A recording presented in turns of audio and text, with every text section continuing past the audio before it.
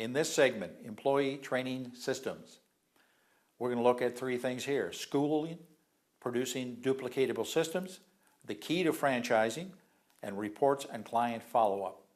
School producing duplicate systems. In order for you to have the same repetitive production of a product or service every time, it must be systemized. As an example, if you've got an automobile, you put the key in, it turns the battery over, turns the engine over, the drive shaft, and the wheels. If you don't have all of those systems tied together, you're not going to go anywhere. Same thing when you're franchising your business. You want to tie all of these systems together.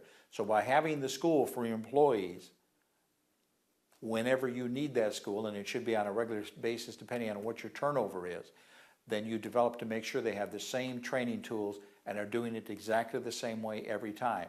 The question comes up, that sounds kind of cold to me. Is it? Well, let's think about that. Have you ever been at a job where somebody did not tell you what to do? What was your comfort zone with that? Wanting to do the best job, but you really didn't know how. Wouldn't you have preferred to have known exactly what to do? Of course you would. And that is the point of having a school within a business.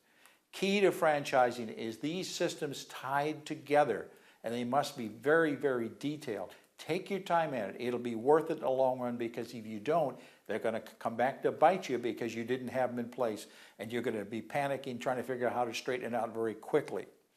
And the reports and the client follow-up. When you've serviced a client, in our case in the maid service, we called back the next day and asked, how did the team do? Here's a very important marketing tool.